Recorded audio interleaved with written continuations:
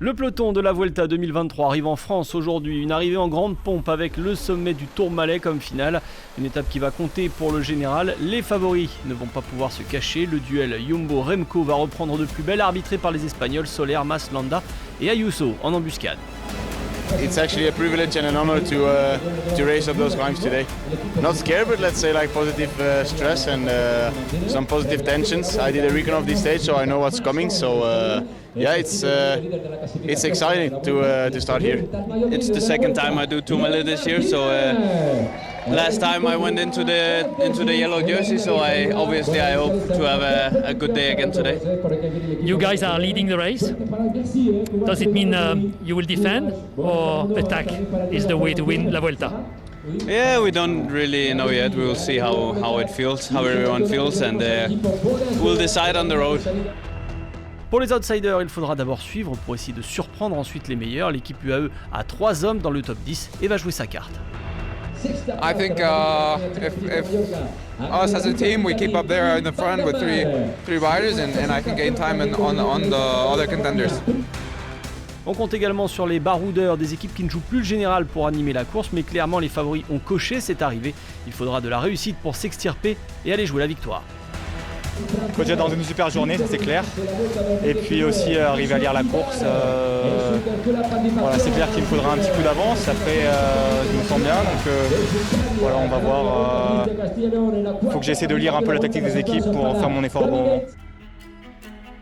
Une étape chaotique, près de 4000 mètres de dénivelé positif avec un départ de Formigal en côte directement dans le Portalet pour entrer en France, avec ensuite une longue descente pour mener le peloton vers l'Aubisque où l'échappée pourrait se constituer, puis le col d'Espandel rendu célèbre avec la chute de Pogacar l'an passé sur la 18e étape du Tour de France avant d'attaquer le monstre Tourmalet via Luz Saint-Sauveur, moins de 20 km à plus de 7% de pente moyenne.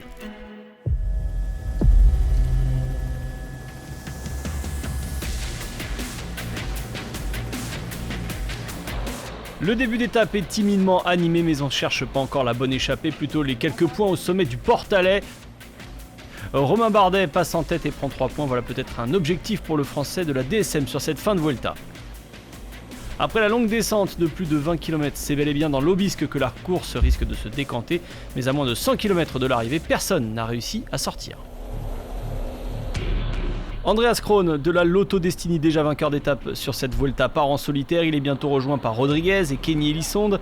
Les Jumbo-Visma ont pris l'allure du peloton en main et rapidement on retrouve Remco Evenepoel dans un groupe de coureurs lâchés avec quelques-uns de ses coéquipiers à moins de 3 km du sommet.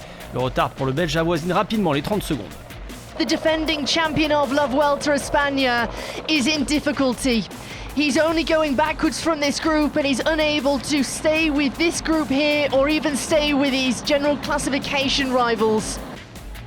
Peu avant le sommet du col d'Aubisque, Michael Storer de la Groupama FDJ prend les commandes de la course. Il passe seul en tête au sommet. Derrière lui, Kron, Rodriguez et Elissonde ne sont pas loin. Le peloton des favoris passe à environ 30 secondes, puis le groupe Evenepoel à environ 2 minutes. Si Remco semble tout perdre aujourd'hui, pour la victoire, rien n'est joué après 50 km de course. Dans la descente du col d'Aubisque et du Soulor, le groupe des favoris fait la jonction avec les hommes de tête. Fin de l'échappée, la Bahragne Victorious prend la place de la Jumbo-Visma en tête de peloton et fait la descente. Au pied du col d'Espandel, beaucoup de coureurs parviennent à revenir sur la tête de course. Jumbo et Bahrain ont desserré les treintes. Une vingtaine d'hommes composent ce groupe de leaders. La course semble figée avant la montée du Tourmalet où tout se jouera. On est à moins de 5 km du sommet du 3e col.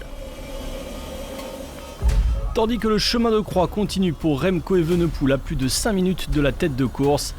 Michael Storer dévoile un peu plus ses ambitions de maillot à pois. Il attaque à 1,5 km du sommet du col d'Espandel. Personne ne décide de prendre sa roue immédiatement. L'Australien va prendre 10 points de plus au sommet. Derrière lui, c'est Jonas Vingegaard qui joue les bonifications au sommet. Il passe en 2e position et récupère 4 secondes par rapport à ses adversaires au classement général. Storer coupe ensuite son effort rapidement après le sommet et retrouve le groupe des favoris qui amorce la descente. Dans la plaine, les Jumbo-Visma continuent de mener le peloton avec Kelderman et Racing en tête. Ils abordent rapidement le pied de l'ascension finale à Luz Saint-Sauveur. Et sur les premières rampes, Lenny Martinez, 5e du classement général, est déjà en difficulté. Le top 10 a déjà perdu aujourd'hui Remco Evenepoel et Joao Almeida depuis le départ de Formigal. À l'avant, à 12 km du sommet, ils sont encore 14. Outre les 4 Jumbo-Visma, Kuss, Kelderman, Roglic et Vingegaard, et les membres du top 10 rescapés aujourd'hui, on retrouve Stef Kras de Total Energy, Juan Pedro Lopez de la Little Trek, Mikel Landa de la Bahrain Victorious et Kian Huijtebroeks, le jeune belge de l'équipe Bora-Hansgrohe qui découvre lui la Vuelta. And now here is Jonas Vingegaard. Jonas Vingegaard s'envole sur le Tourmalet de la haute montagne comme l'aime le Danois. Derrière lui, personne n'arrive à prendre en main la poursuite. Roglic et Sepp Kuss sont en confort et contrôlent les autres coureurs. Lopez, Vlasov, Kras et Soler ont déjà fini par lâcher. Seul un petit groupe s'accroche avec Mas, Ayuso, Kuss, Roglic et Huijtebroeks. On se bat désormais pour prendre la deuxième place derrière Vingegaard. Sepp Kuss passe à l'attaque à moins de 2 km de l'arrivée. Les Jumbo-Visma frappent un grand coup sur cette Vuelta.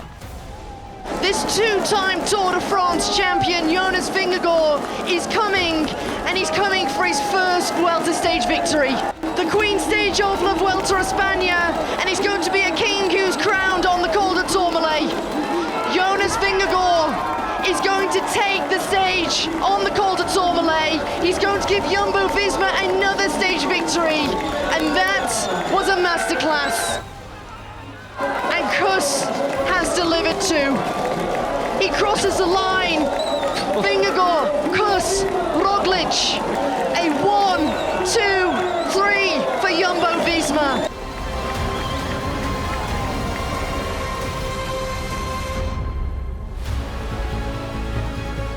Coup de force pour la Jumbo-Visma et premier succès d'étape sur le Tour d'Espagne pour Jonas Vingegaard qui fait aussi un gros rapproché au général. Vingegaard est en outre le premier coureur depuis 2017 et Chris Froome a remporté une étape sur la Vuelta et après avoir gagné le Tour de France. A noter que cette année-là, Froome avait même réussi le doublé Grande Boucle Vuelta. I'm just so happy and I couldn't choose a better day. Today is the birthday of my daughter and I wanted to win for her so bad today. I'm just so happy and today I did it for her. 1, 2, 3 in the stage, 1, 2, 3 on GC. Was that the plan or is it better than the plan? I think that's even better than the plan.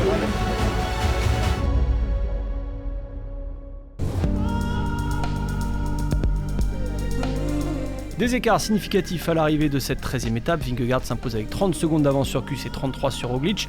Les jeunes Ayuso et Huijtebroeks suivent. Marc Soler, deuxième du général avant l'étape, termine à plus de 3 minutes. Au général, l'impressionnante journée des Jumbo-Visma se traduit par un triplé sur le podium. Sepp Kuss est toujours leader devant Roglic et Vingegaard.